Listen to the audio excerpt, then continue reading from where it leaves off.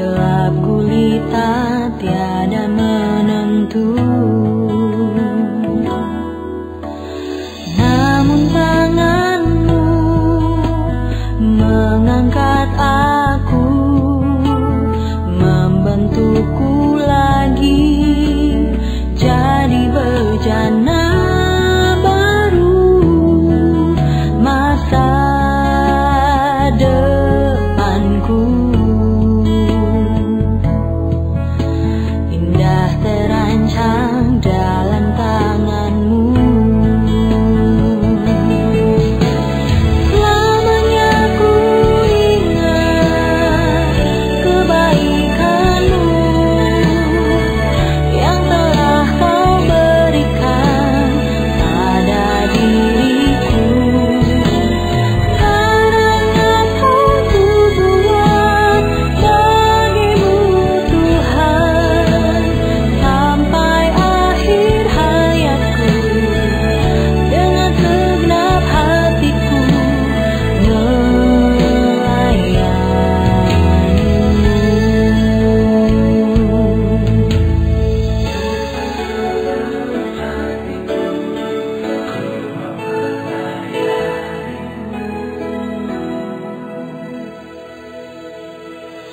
namun tanganmu mengangkat aku, membentukku lagi jadi bejana baru masa depanku.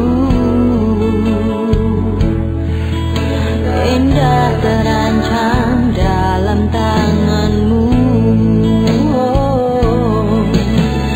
Selamanya ku ingat kebaikanmu yang telah kau berikan pada diriku. Sekarang apa ku buat bagimu Tuhan, sampai akhir hayatku dengan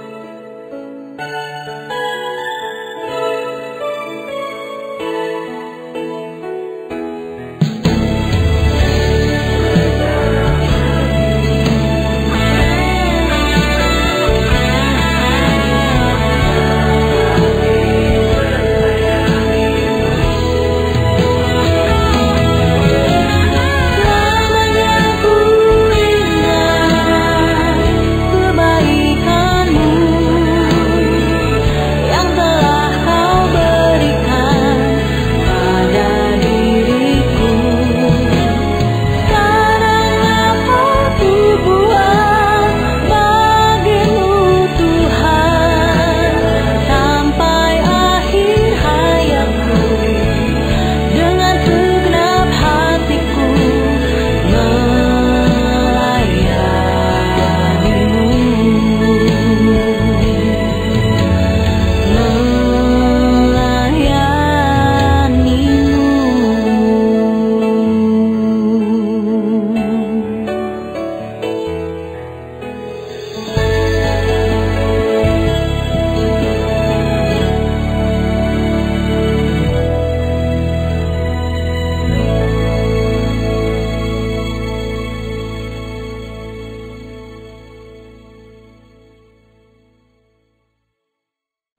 Bapak, Ibu, saudaraku sekalian yang kekasih, dalam percakapan dengan Tuhan Yesus di Lukas pasal 4 ayat 5-8,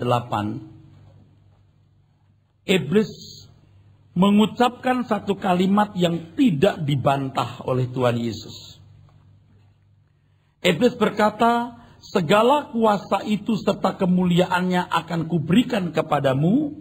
Di sini Tuhan Yesus maksudnya, sebab semuanya itu telah diserahkan kepadaku, di sini iblis, dan aku si iblis memberikannya kepada siapa saja yang ku kehendaki. Tuhan Yesus tidak membantah pernyataan itu.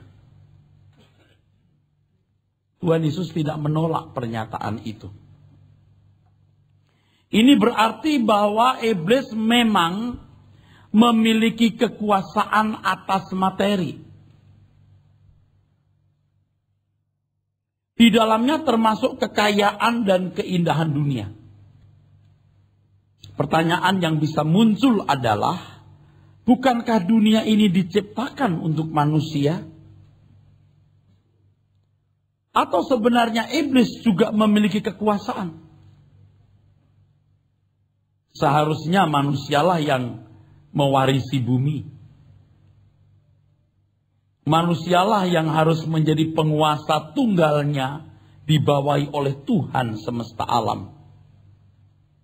Untuk itu, saudaraku, manusia harus terlebih dahulu menaklukkan dan menguasai bumi ini.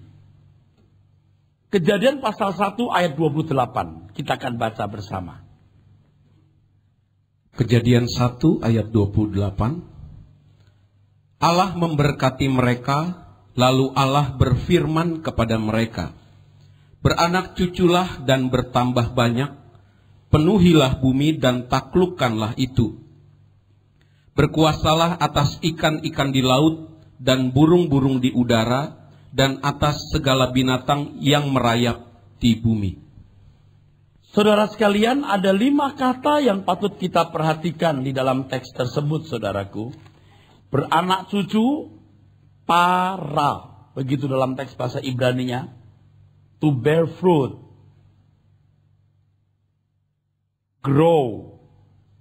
Bertambah banyak, increase. Multiply. Kata ketiga, dari sini saya mau berbicara agak lebih dalam. Penuhilah. Kata-kata ini bisa merupakan kata-kata yang bersinonim, karena begitulah gaya bahasa sastra. Tetapi juga bisa punya makna. Sudah beranak cucu, diulangi lagi bertambah banyak. Tetapi ketiga, penuhilah bumi. Nah, kata penuhilah di sini dalam bahasa Ibraninya mala. Kata mala berarti bisa consecrate, yang artinya menguduskan atau menyucikan. Ini yang menjadi pertimbangan walaupun tidak terlalu sangat penting untuk kita gali. Sebab ada kata-kata penting yang belakangan nanti kita akan gali, saudaraku. Tapi kata ini bisa mengesankan bahwa bumi diharapkan dipenuhi oleh keturunan manusia, bukan oleh oknum lain. Dan cara membersihkan suatu bejana yang berisi air keruh adalah menggantikannya dengan air bersih. Apa artinya penjelasan ini? Nanti akan saya ulang. Tetapi saya ingatkan, supaya saudara jangan terlalu bingung. Ada miliaran planet, tetapi Tuhan bisa menciptakan Eden atau Firdaus di bumi. Di bumi di mana iblis dibuang. Ini kuncinya. Ini kunci penting. Jadi bumi ini Firdaus yang rawan. Manusia bisa ditempatkan di banyak planet. Hari ini ilmu astronomi begitu hebat. Dan kita bisa membaca. Bukan miliar, bisa triliun planet. Bukan miliar, bisa triliun. Nah, Tuhan kok membuat satu taman Paradeisos, Firdaus, di bumi. Di mana ada iblis. Nah, ini kunci penting yang harus saya kemukakan. Tuhan berkata, penuhi. Ya, jangan dipenuhi yang lain. Nah, kata yang berikut ini yang penting. Taklukkanlah. Kabash. Yang artinya bisa bermacam-macam, saudaraku. To treat down, keep under, bring into subjection. Yang pada dasarnya artinya menguasai atau membawai dalam konteks kekuasaan. To conquer. Menaklukkan. Taklukkanlah itu. Lalu kata yang terakhir, berkuasalah. To have dominion. Kata ini radah yang artinya mirip dengan rabas, to tread down. Tetapi lebih berarti to reign atau to rule, memerintah. Juga bisa berarti to take atau mengambil. Sekilas dari etimologi beberapa kata yang saya kemukakan ini, kita bisa mengambil satu kesimpulan. Ya, tentu saya ingatkan kepada saudara sekalian bahwa kebenaran tidak bisa diwakili oleh kata, walaupun itu bahasa Ibrani sehebat apapun. Tidak bisa. Hikmat dibutuhkan. Relasi dengan ayat-ayat yang lain tetap dibutuhkan. Penjelasan ini menyiratkan dengan jelas bahwa manusia diciptakan untuk berjuang. Nah, kata ini pasti orang tidak suka. Dan saya juga tidak memahami selama puluhan tahun. Beranak cucu, bertambah banyak, penuhi, yang sama dengan menguduskan tadi. Lalu taklukkanlah, lalu berkuasalah. Kita tidak bisa membantah bahwa kata-kata tersebut ya merupakan satu signal atau isyarat yang jelas bahwa manusia diciptakan untuk berjuang. Diciptakan untuk berjuang. Kalau Bapak Ibu menerima konsep ini, pola berpikir sudah akan berubah nanti. Saya sudah berubah. Perjuangan ini bukan suatu perjuangan yang menyakitkan. Tetapi bisa dilakukan dengan sukacita sebagai kegembiraan. Sebab memang manusia diciptakan untuk melakukan kehendak penciptanya. Dan kegembiraan itu harus sama dengan kegembiraan Tuhan Yesus atau kesediaan Tuhan Yesus turun dari surga ke bumi untuk melakukan kehendak Bapa dan menyelesaikan pekerjaannya. Yohanes 4:34, Tuhan Yesus berkata, makananku melakukan kehendak Bapa dan menyelesaikan pekerjaannya. Perjuangan yang saya maksud ini adalah perjuangan melakukan kehendak Bapa. Maka kita mulai akan bertanya nanti, kenapa sih Adam mau menjadi seperti Allah? Maksudnya apa sih? Kurang apa sih? Gitu. Mestinya saudaraku sekalian, itu perjuangan yang menyenangkan.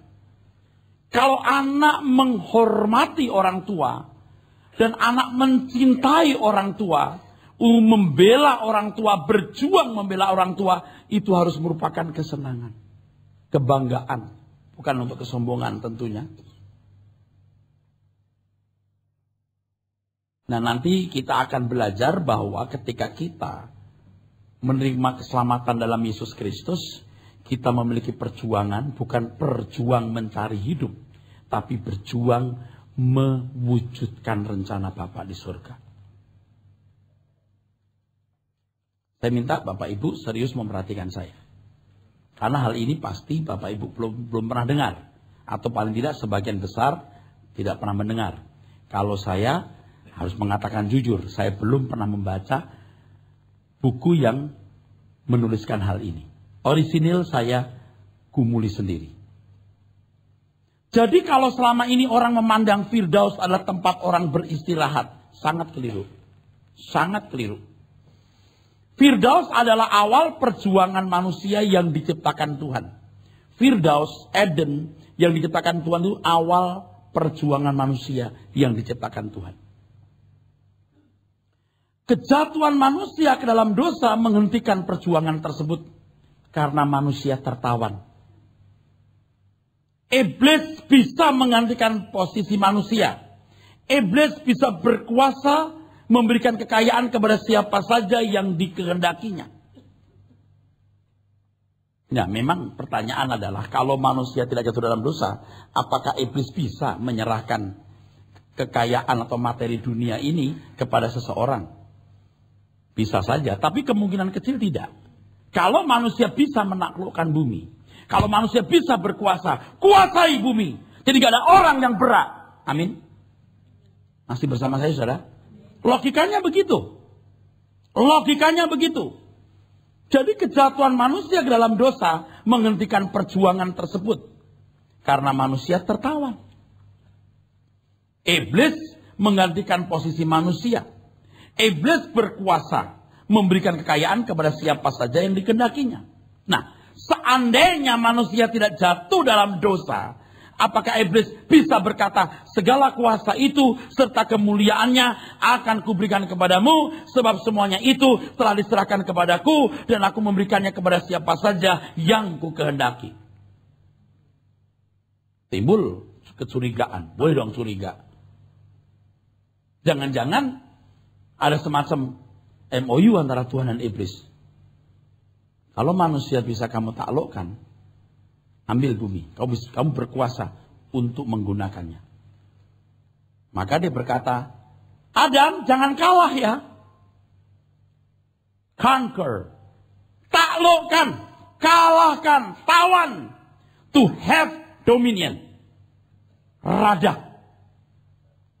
To sit down, to reign, to rule. Memerintah. Kabas.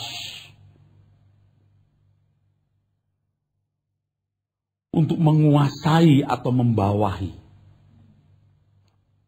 Jadi prinsip penting yang harus saya beritahu kepada saudara yang pertama, jangan berpikir kalau manusia tidak jatuh dalam dosa, manusia tidak punya perjuangan. Firdaus bukan tempat orang beristirahat. Firdaus tempat orang berjuang. Tempat manusia harus berjuang. Dan jangan saudara bayangkan bahwa Firdaus itu hanya sepetak. Bisa saja pusatnya di sekitar Iran karena di sana ada Efrat dan Tigris. Pison Gihonnya memang tidak atau belum ditemukan. Tapi bumi inilah Firdaus itu. Dan Tuhan memberi mandat, taklukkan, kuasai itu. Ini perjuangan. Penuhi. Malah. Taklukkan. Kabas. Berkuasalah. Radah. Ini akan menjadi revolusi besar dalam pemikiran banyak orang Kristen. Tidak mungkin, saudaraku, manusia hanya istirahat, rileks di taman itu. Tidak mungkin Allah menciptakan manusia untuk berjuang. Ingat tadi, kenapa Tuhan menciptakan taman di mana si iblis bisa masuk. Jadi Firdaus itu adalah tempat awal perjuangan manusia yang diciptakan Tuhan. Nah, kejatuhan manusia di dalam dosa menghentikan perjuangan tersebut. Karena manusia tertawan. Nah, pertanyaannya kan adalah seandainya manusia tidak jatuh dalam dosa, apakah Tuhan Yesus datang ke dunia?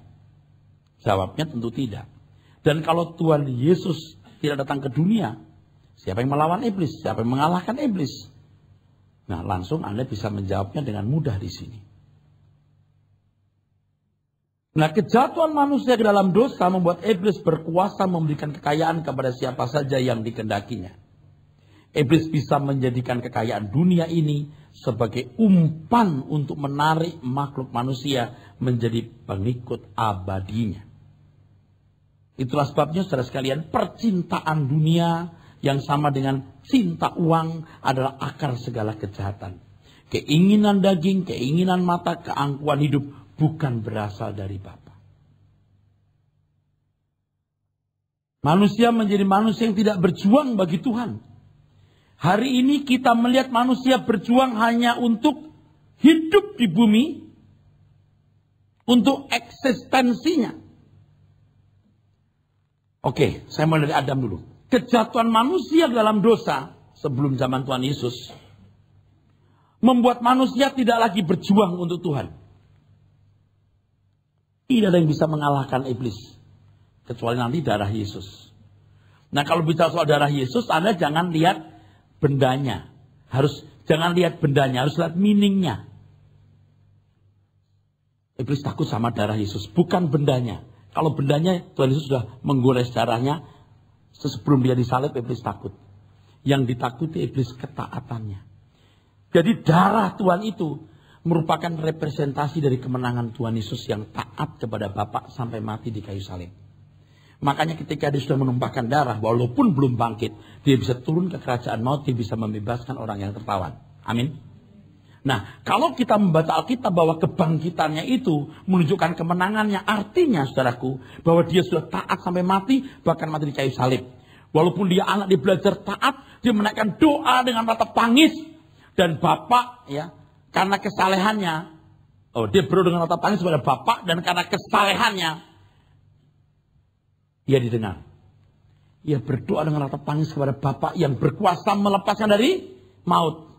Maka kebangkitannya menunjukkan Bapak menilai, ya dia nggak salah sama sekali, menang. Tapi sebenarnya begitu Tuhan Yesus salib, sudah menang. Sudah menang. Nah, proklamasi pengesahan kemenangan itu dengan kebangkitannya. Amin. Jadi kalau kita berkata darah Yesus, iblis takut. Nanti dulu, saya mau beritahu kepada saudara. Kalau kita bicara darah Yesus, iblis akan mengakui kekalahannya. Disitulah kekalahan iblis. Kalau Yesus menang, kita harus menang. Kalau kita mengatakan darah Yesus, menggunakan darah Yesus, kita harus menang seperti Yesus menang. Tidak bisa sembarang orang bilang darah Yesus. Iblis nggak takut. Paham? Jadi jangan mistik. Darah itu yang berkuasa. Tidak. Ya tentu karena darah itu representasi dari kemenangan Tuhan, maka akan pasti terbukti kedahsyatan kuasa darah Tuhan. Tetapi bukan pada bendanya, meaningnya. Amin. Nanti lain waktu saya jelaskan soal ini. Saya perlu penjelasan khusus. Mari kita kembali ke pokok masalah. Jadi setelah manusia jatuh dalam dosa, manusia tidak berjuang bagi Tuhan. Perjuangan manusia hanyalah perjuangan untuk hidup di bumi sambil menunggu penggenapan datangnya anak Allah yang mengalahkan iblis nanti. Kasihan ya. Jadi manusia hidup sebelum zaman Yesus itu hanya mempertahankan eksistensi. Bisa hidup, melestarikan hidup di bumi. Sebelum zaman Tuhan Yesus manusia hidup hanya untuk hidup. Saudara bisa ngerti maksud saya? Sebelum Tuhan Yesus datang ke dunia, manusia hidup hanya untuk hidup. Nanti kita melihat kedatangan Tuhan Yesus itu akan manusia bukan hidup hanya untuk hidup, tapi hidup untuk berjuang melanjutkan rencana Allah semula untuk menang melawan iblis. Dan Yesus menjadi yang sulung di antara banyak saudara. Kaget nggak kita dengar begitu? Saya mempersiapkan khotbah ini kaget. Karena kita sudah biasa hidup dalam kewajaran. Aku sekolah, aku kuliah, aku kerja, aku nikah, aku punya anak. Aku berjuang untuk hidupku. Manusia itu kehilangan hidup sebenarnya. Direnggut oleh iblis. Dan sekarang kalau Tuhan menyelamatkan kita, hidup kita itu milik Tuhan. Nah, siapa yang mau mengerti hal ini? Siapa yang mau nurut? Saya khawatir bagi bapak ibu yang sudah lama hidup dengan cara hidup yang salah. Gak bisa diperbaiki lagi. Pasti gak bisa. Nanti kalau lihat hidup orang yang habis-habisan untuk Tuhan, dikatakan itu ekstrim, itu berlebihan itu. Jadi sebelum manusia jatuh dalam dosa, hidup manusia itu berjuang hanya untuk hidup. Kalau kita masih tidak mau nurut, tidak mau ngerti, Anda nggak kenal keselamatan dalam Yesus Kristus. Anda nggak menemukan keselamatan dalam Yesus Kristus. Begini saudara. Sebenarnya peperangan melawan iblis sudah dimulai di Firdaus ini. Yang namanya Eden. Peperangan sudah mulai di sini. Maka tadi saya katakan bahwa perjuangan dimulai dari Taman Eden. Jangan berpikir bahwa Eden itu tempat orang rileks. Tidak, di situ ada iblis. Dialog antara Hawa dan ular itu belum tentu terjadi sekali, belum tentu. Bisa berulang kali. Bisa. Bisa bukan satu kali, saudara. Ini perjuangan. Tapi manusia kalah. Mati manusia. Dari yang saya pahami, dan saya tough ini, kuat, bahwa manusia mestinya mengalahkan iblis. Dan itu nanti kita akan tahu, kita akan memahami, ya, ketika kita melihat kehidupan Tuhan Yesus yang mengalahkan iblis. Ketaatannya. Dia menang. Menang dari mana? Dia bisa bangkit. Bangkitnya karena, kata Ibrani mengatakan, dia saleh. Karena kesalehannya, doanya didengar. Betul? Karena ketaatannya bukan kan dia anak Allah. Kalaupun dia Allah anak, dia tidak taat, dia tidak akan pernah bangkit.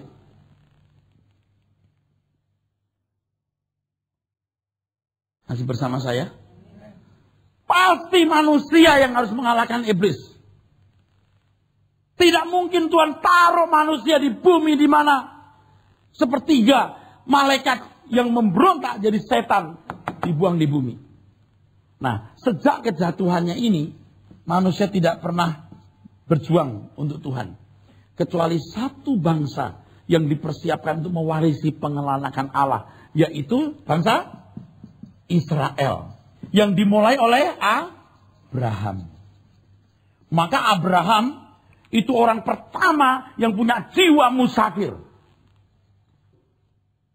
Saya nggak bisa bicara soal musafir kalau belum menjelaskan kenapa jadi musafir. Bumi ini namanya rumah siapa? Rumah manusia. Kok jadi musafir di sini? Itu yang harus jelaskan. Pak, mau bicara musafir ke sini-sini. Kalau nggak mau ngomong ke sini, saya nggak bisa ngomong kenapa jadi musafir kita. Mestinya kita tidak boleh jadi musafir. Bumi ini surga. Eden, Firdaus buat kita. Jadi sejak itu manusia tidak pernah berjuang untuk Tuhan. Nggak pernah. Nggak ada yang berjuang untuk Tuhan. Nah, ada orang-orang pilihan yang mengambil bagian dalam rencana Allah. Abraham misalnya. Maka Tuhan protek Abraham khusus. Diberkati khusus. Oke? Kalau sekarang Anda mau minta berkat Abraham, boleh. Tapi harus hidup seperti Abraham. Nah, ketika Tuhan sudah datang ke dunia, peperangan mulai lagi. Wah, itu hebat. Baru nyambung-nyambung itu firman Tuhan. Aku datang bukan bawa damai, bawa pedang, perang. Di Lukas 11 itu ya. Kalau ada penguasa menguasai rumah, dia tenang, gak ada yang ganggu. Begitu datang yang lebih kuat, itu Tuhan Yesus itu. Merebut. Itu maksudnya. Ini begitu salib, perang. Manusia menjadi manusia yang tidak berjuang bagi Tuhan setelah jatuh dalam dosa. Nah, kalau kita membaca Alkitab, saudaraku sekalian, di Matius 13:17, nabi-nabi dan orang benar ingin melihat apa yang kamu lihat, mendengar apa yang kamu dengar, tapi tidak mendengarnya. Jadi ada jeritan dalam hati orang-orang benar dan nabi-nabi itu. Yang bunyinya kira-kira begini. Apakah hidup itu hanya begini? Enggak. Bukan hanya begini. Apakah hidup itu hanya begini? Enggak begini. Kamu akan tahu apa itu hidup nanti kalau ada dia yang datang dari tahta Bapa memberitahukan kepadamu apakah hidup itu. Maka Tuhan berkata, I am the way, the truth, and the life. Sampai di sini masih ikut saya? Paham?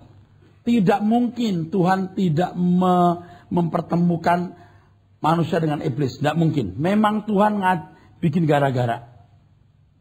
Memang Tuhan bikin gara-gara menempatkan manusia di mana ada iblis. Memang Tuhan bikin gara-gara. Kalau yang saya yakini, pasti Tuhan menghendaki manusia mengalahkan iblis.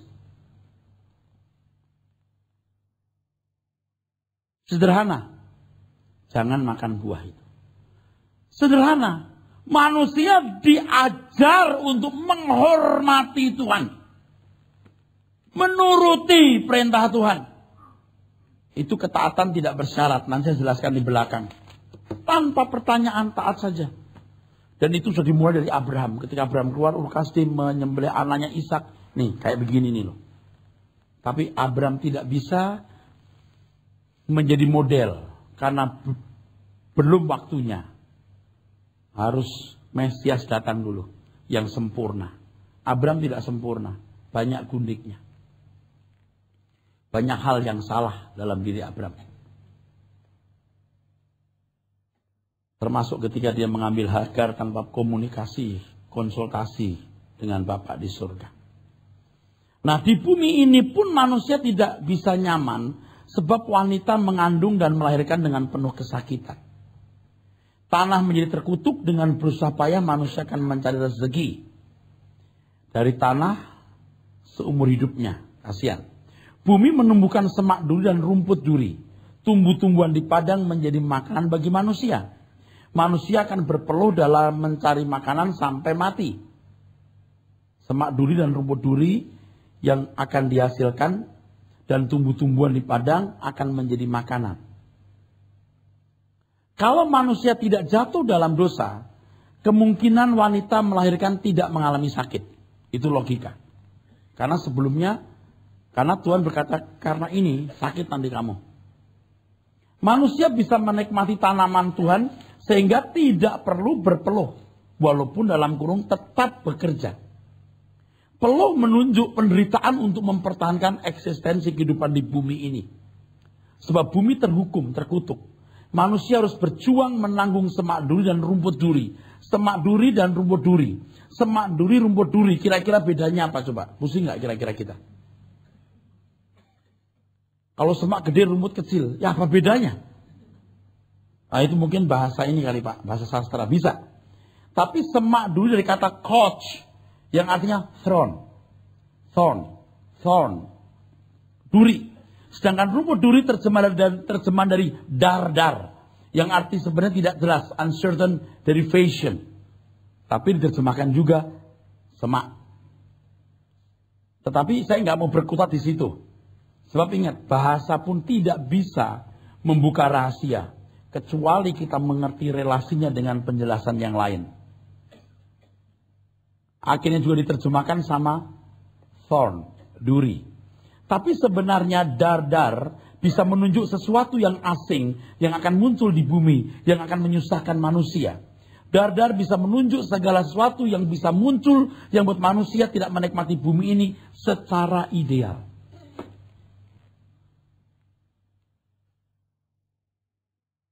Karena pelanggaran manusia terhadap kehendak Allah, manusia terkungkung dalam kehidupan yang hanya melanjutkan eksistensinya di bumi dengan susah payah.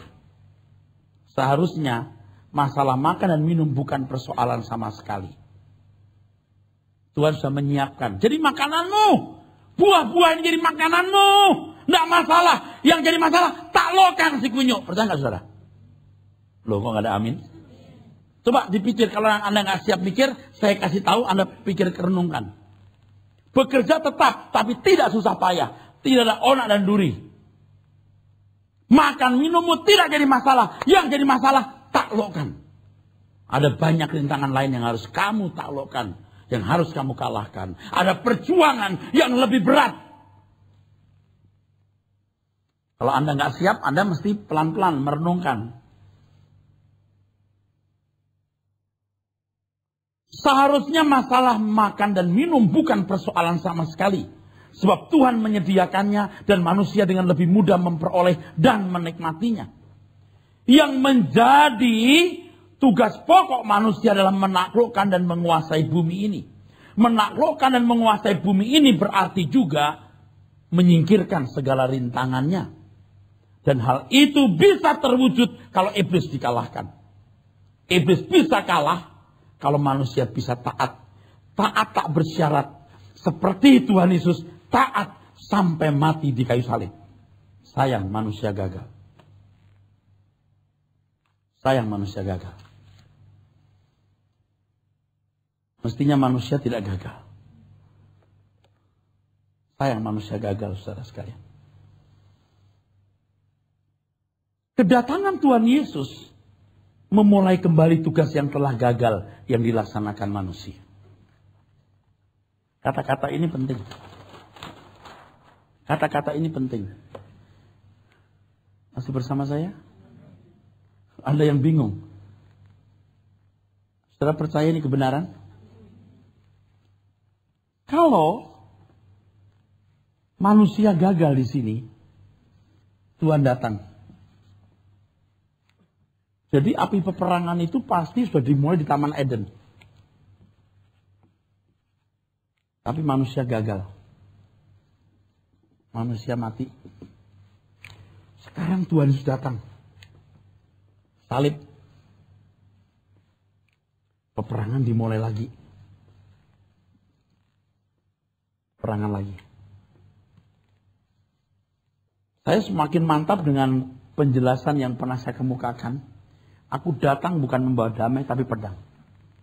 Jadi sebelum zaman Tuhan Yesus itu kuda-kuda, gambaran kuda-kuda kita payu, keliling bumi, kembali ke kandang damai. Tapi Tuhan Yesus datang dilepaskan tempat lainnya, kuda pergi bawa bencana, kuda pergi bawa perang, kuda pergi bawa perubahan-perubahan. Jadi justru Tuhan Yesuslah yang mengizinkan bencana, perang, gempa bumi, dan lain sebagainya. Dan Alkitab mengatakan sebelum zaman baru, semuanya itu harus terjadi. Kok kejem, Pak? Tinggal dari sudut mana Anda memandang. Kalau Anda di pihak iblis, Anda bilang kejam. Karena iblis terganggu.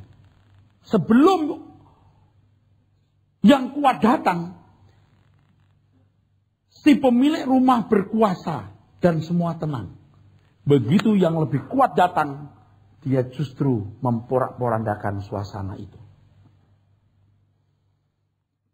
1 Yohanes 3 ayat 8, saudaraku.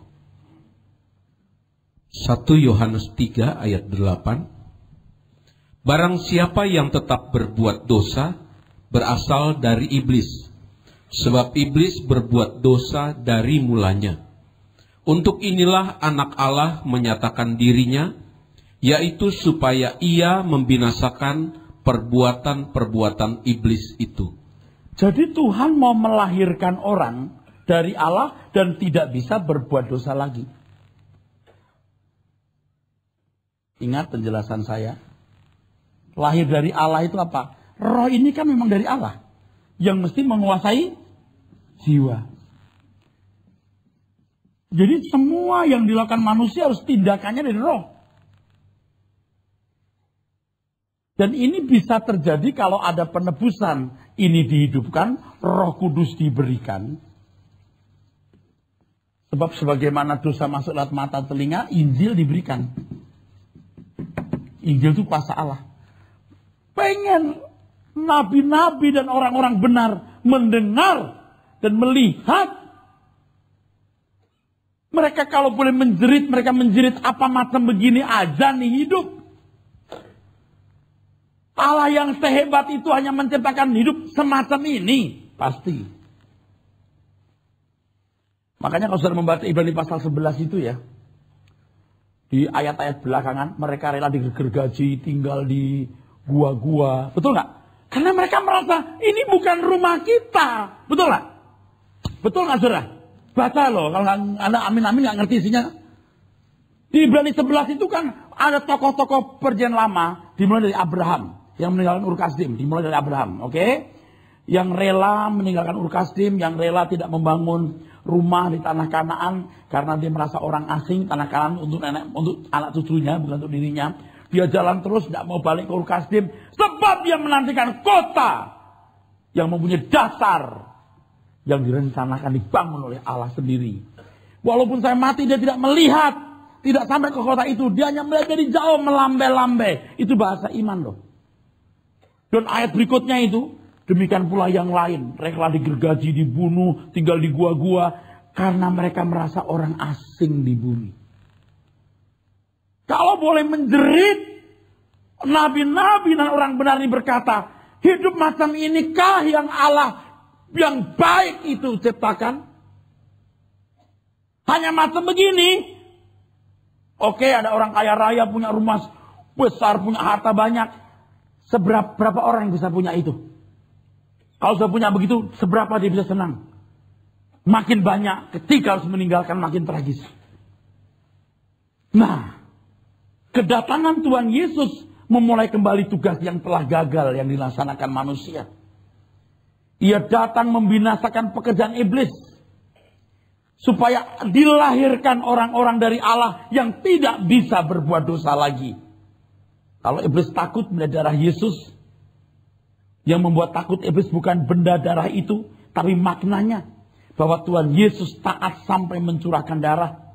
Darah Yesus merupakan representasi dari kemenangannya. Apakah Anda nggak perhatikan kitab Wahyu yang mengatakan iblis dikalahkan oleh dua hal. Satu, darah Yesus dan kesaksian mereka. Mereka siapa? Kesaksian hidup. Bukti dari orang-orang yang bisa taat sampai mati. Seperti Yesus taat.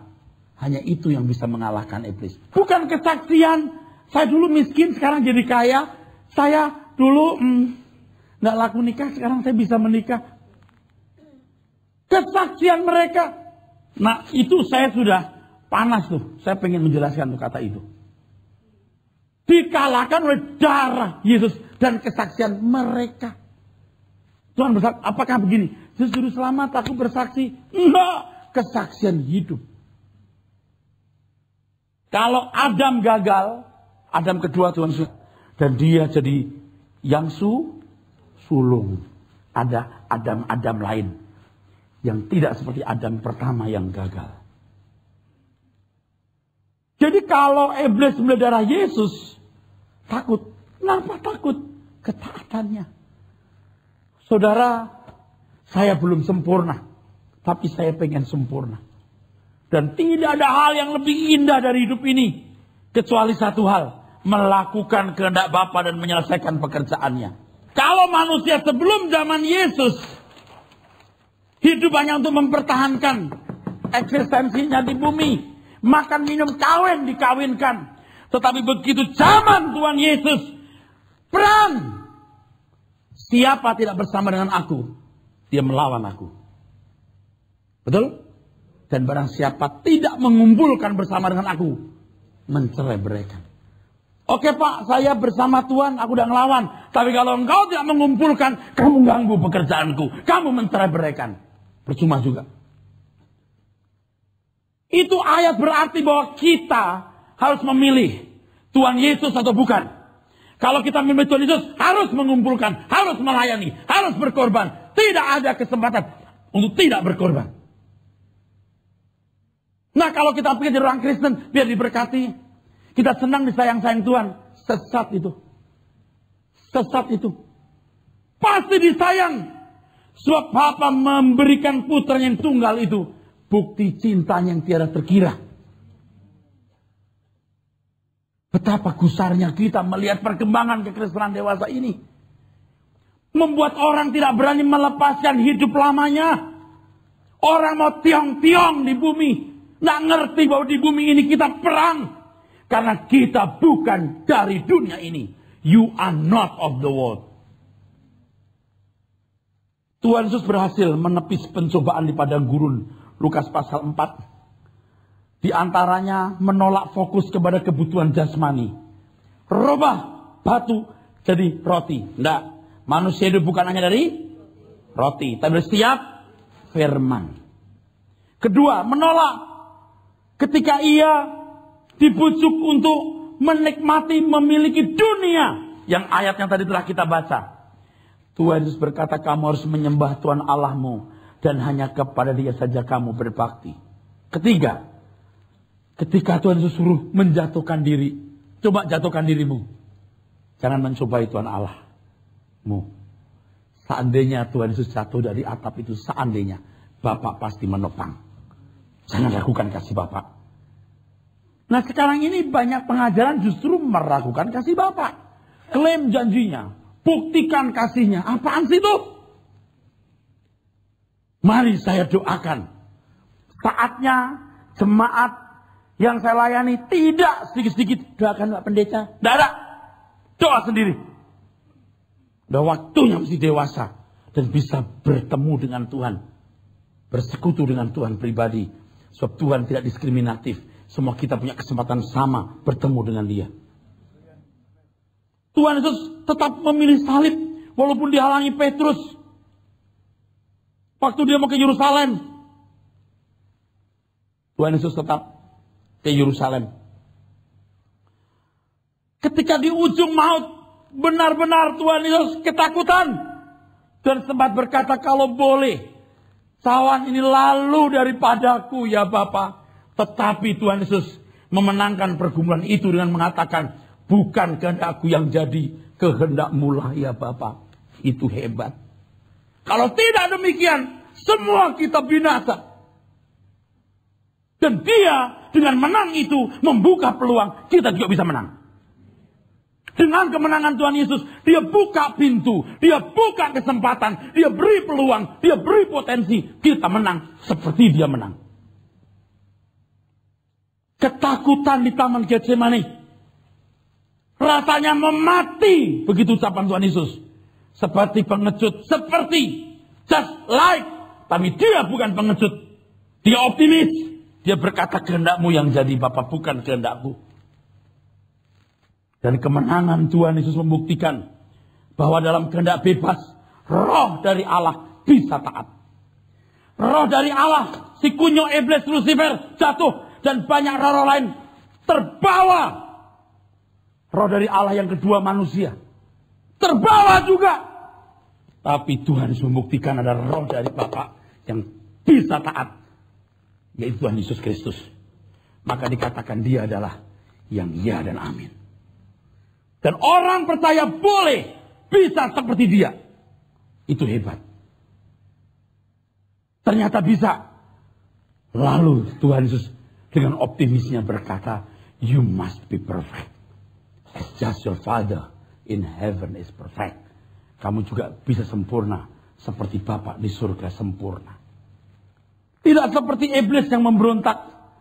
Bapa di surga bisa membanggakan, ini anakku yang kukasih, kepadanya aku berkenan. Bapa bisa membanggakan Ayub, tapi Ayub disentuh hanya sampai tubuhnya. Tapi Tuhan Yesus disentuh sampai nyawanya. Dan Tuhan Yesus membuktikan, dia menang. Apakah Anda berani disentuh sampai nyawa, saudara? Tuhan berkata, barang siapa setia sampai mati, akan kududukkan bersama dengan aku dalam kemuliaan. Oleh sebab itu saudaraku sekalian yang kekasih, di Wahyu 2 ayat 7, Wahyu 2 ayat 11, Wahyu 2 ayat 17, Wahyu 2 ayat 24, 26, Wahyu 3 ayat 5, Wahyu 3 ayat 12, 21. Semua tulisan surat yang diberikan Tuhan Yesus kepada jemaatnya selalu diakhiri, seperti aku menang, kamu harus menang. Oleh sebab itu yang penting hari ini saudaraku sekalian, jangan sombong. Saudara, jangan sombong. Ketika kita dipilih Tuhan, hidup kita sekarang ini sampai kedatangan Tuhan yang kedua kali harus untuk melayani Dia. Untuk melayani harus menang dulu. Ini yang namanya menyangkal diri.